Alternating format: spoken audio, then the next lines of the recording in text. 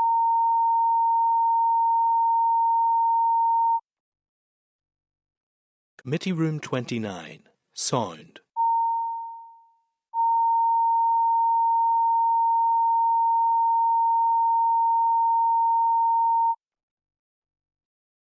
Committee Room 29. Sound.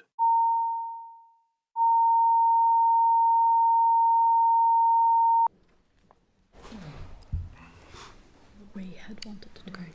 Is there anything different in this from the one you sent last night? Not in these sections, no, just the PAM.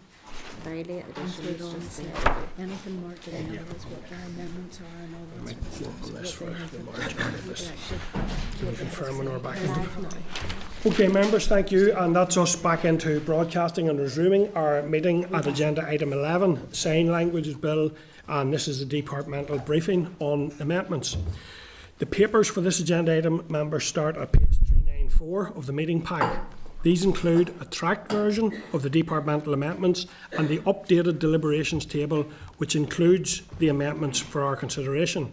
I now welcome the following officials to the meeting: Ian Greenway, who is Sign Language Policy and Legislation Branch within the DFC, Tommy McCauley in the Sign Language Policy and Legislation Branch, and Gerard Flynn in Sign Language Policy and Legislation Branch.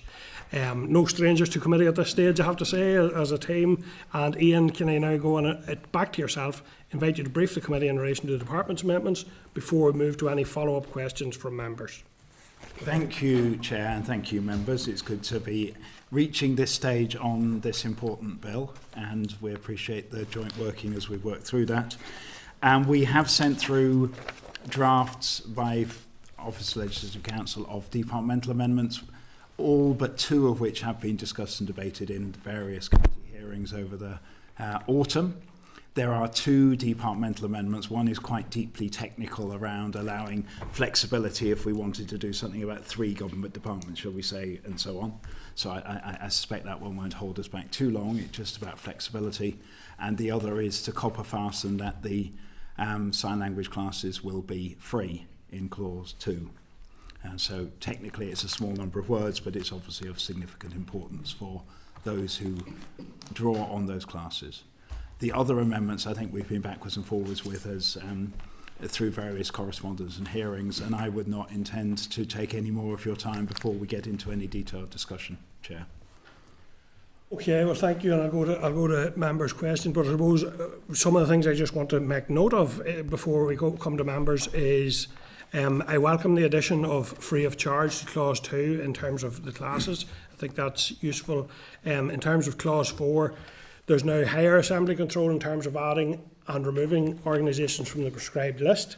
However, committee was content that any additions were done by negative resolution for expediency, which was our understanding as part of the rationale. Can you explain why the department prefers draft affirmative for that? The First Legislative Council says it is technically very difficult to separate in one clause the two things and have negative for one and affirmative for the other. We had committed that removal would be affirmative, so we have rolled with that to affirmative for all.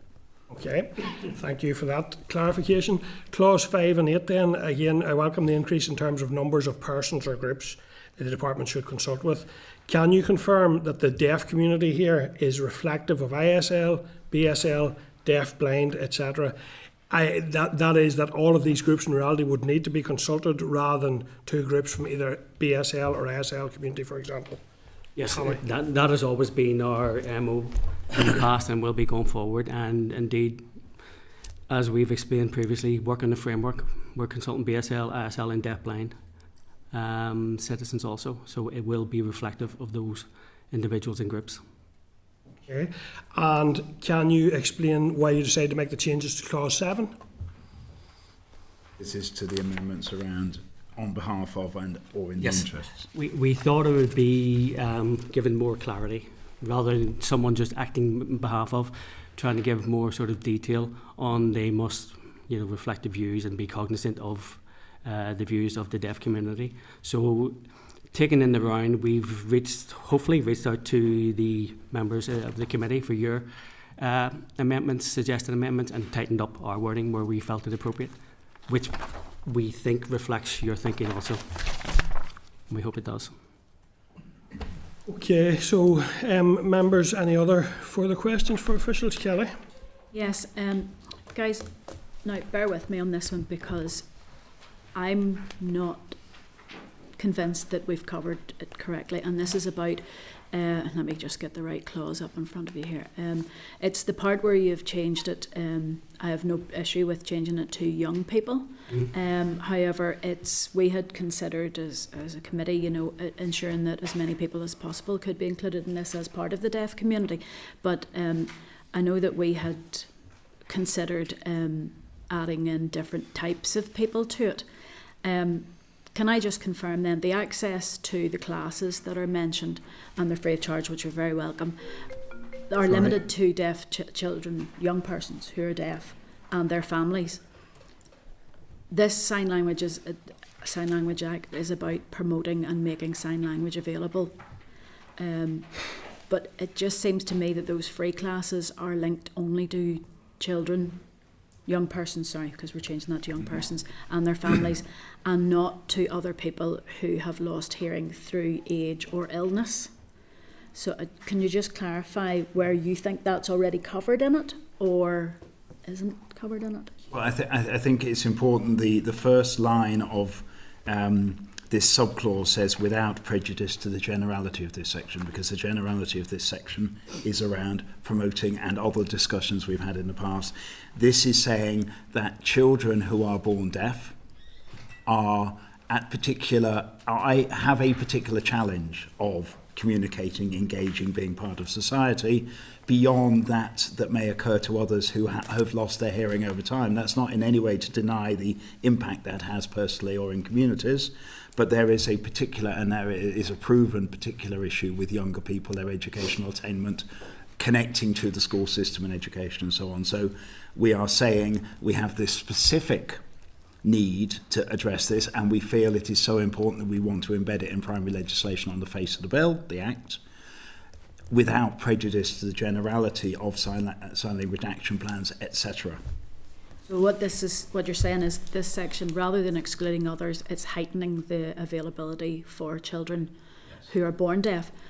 We had thought about children of deaf parents who have the same educational issues as children who are born deaf, because the communications within the household are different.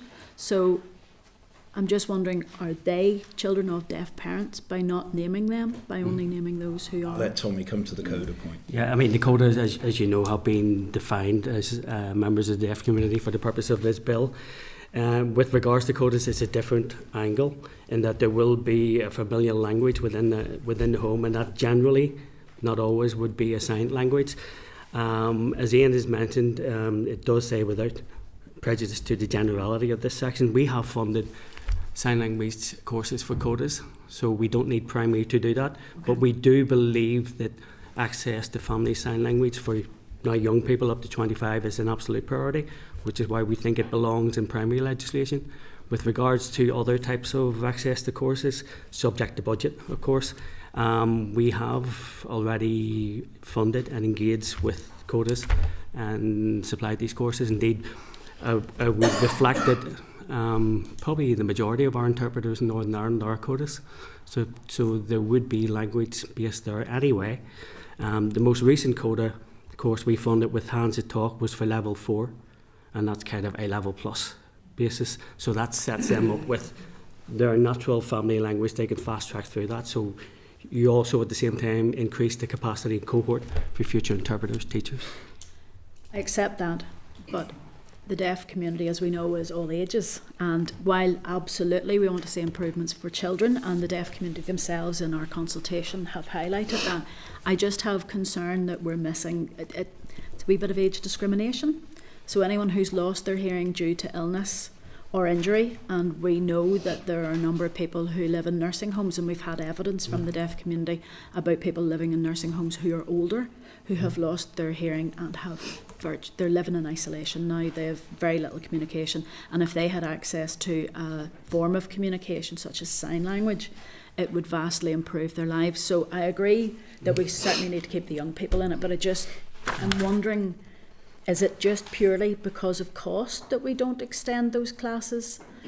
It is. I mean, we didn't have to put in families, parents, support workers of deaf children. We chose to on the basis of the feedback we've been getting, and indeed we've received a report, an independent review of our programme for family signing from Queen's, which endorses the benefits and the absolute necessity of these, not only to be available but to be available free, which factored in the RDCs to include the word free. As part of our funding criteria, we have personal development programmes to redress academic underachievement in deaf people, so we can already do that. We don't feel it's necessary or appropriate to put it in primary, whereas as we keep repeating ourselves for deaf children and young people, there is no language without this. There is no other show in town, and we are well aware of the negative impacts.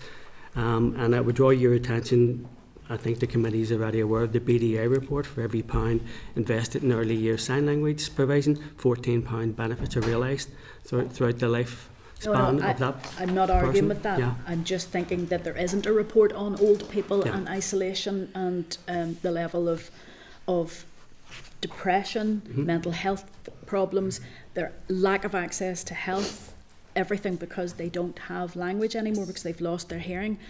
I'm just wondering, in this Sign Language Act, we've certainly looked at children. I agree with that. But why can't we have those adults who have lost their hearing with illness or injury? Just to finalise on that, I mean, the family sign-in is preventative so that we don't, in the next generation, have people who are going through that isolation, depression, and the behavioural and mental health issues that are well documented. We can do that now, but there, as we've mentioned previously, there are a sort of big demand on all our resources. We have identified that prevention, early intervention is key, which is why we've included families and deaf children within the primary. There's nothing to prevent us and hasn't stopped us to date. For example, if you look at the cohort of deaf tutors, a lot of those would have gone through some courses that we've funded. You look at and deaf and interpreter training, deaf translators, they would have been through courses that we funded for their linguistic qualifications. We do it. We just think it's an absolute necessity and priority that families are protected under the legislation. No, I can understand that, but I am concerned that we are leaving out a section of the community that's lives would be fundamentally changed by access to sign language classes. We'll maybe agree to differ on that one, given the fact that we have an ageing population. You know, I understand completely what you're saying, but it seems to be based on what money's available now. This is legislation. The money situation could vastly change, we wish, in the future. I suppose the one point I would just add to what Tommy has said, Kelly, is this is saying there is a particular priority for the reasons Tommy has set out to young people that we feel is so important for the reasons Tommy has set out and indeed you've alluded to be on the face of the bill, on the face of the primary legislation. It is without prejudice to generality and the duty of the department to promote, and the Sign Language Action plans to bring forward best practice, guidance in best practice, etc. It is in no way excluding. It is saying this is so important, we feel it belongs here. I accept that's a matter of judgment, and I accept there may be differing views. Yeah, no, I, to be honest, I just don't like ageism being brought into anything. I absolutely support the children's side of it. We know how beneficial and how life-changing this will be for children, but we're not recognising that for older people who've lost their hearing, and as someone who will be deaf, completely deaf, in the next 20 years, it's a difficult one to sort of understand. There are people who are being prepared for having no hearing. Thankfully, I'm one of those people, but there are others who've lost their hearing after pension age, so they don't qualify for PIP or anything like that there, so it's very different.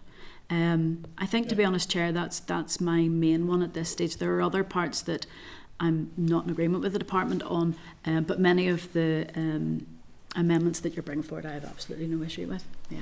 Okay, thank you, Kelly. Can I check if anyone else has any further questions? So I'll go ahead, Pam. It's more of a comment to say thank you for the work done to date. I do get where Kelly's come from there, but I don't think you're right in terms of the ageism piece, because really what you're talking about is going underneath and problem solving for the future. You know, when this comes up, this should actually no, I just to be honest, I speak with people all the time with no communication, and they're older and they're out of this. Okay.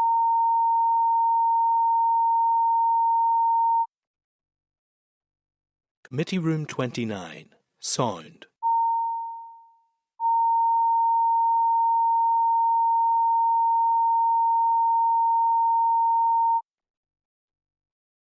Committee Room 29, Sound.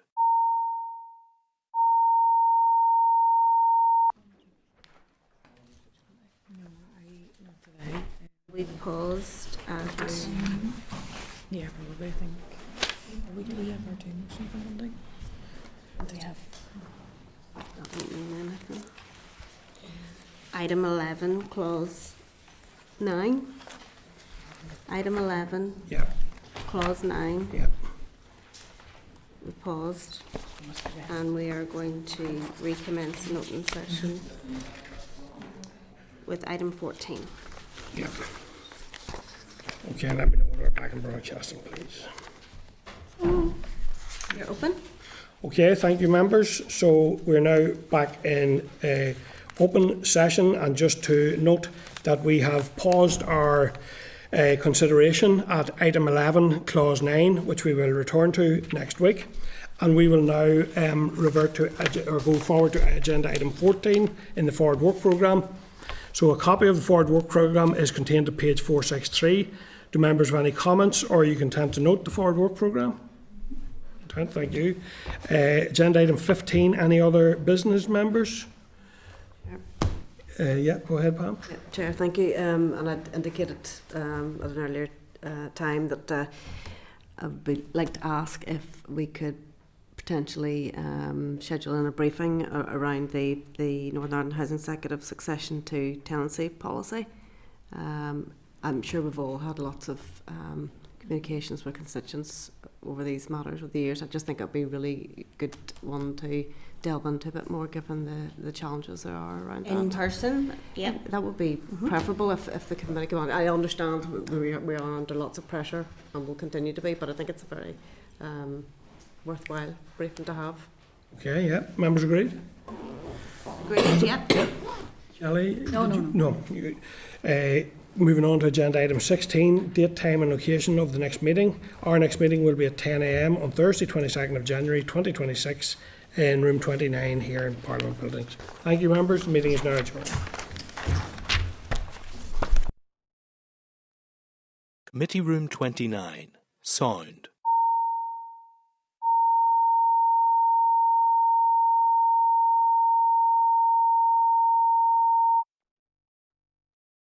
Committee Room 29, Sound.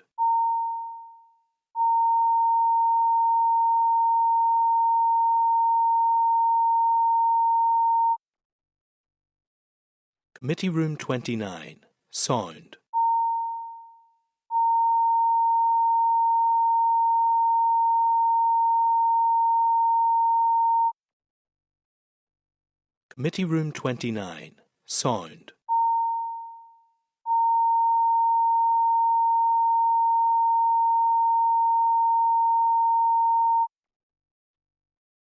Committee Room 29, Sound.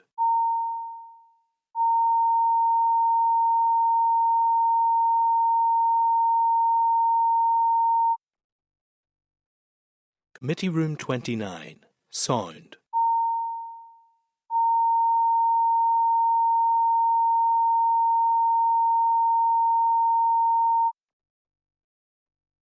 Committee Room 29, Sound.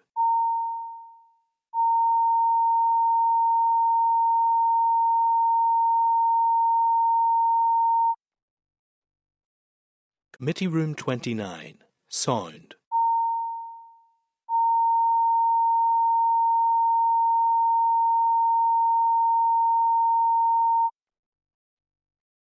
Committee Room 29, Sound.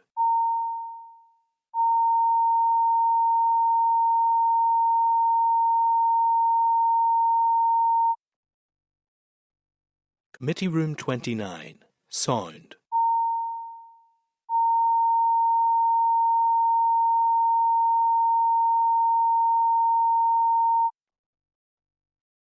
Committee Room 29, Sound.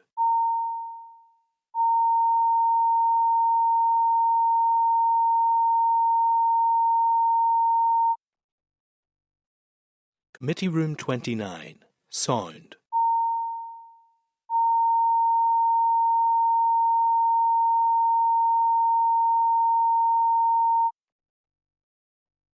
Committee Room 29.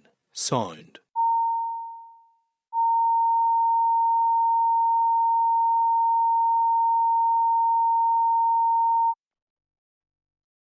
Committee Room 29. Sound.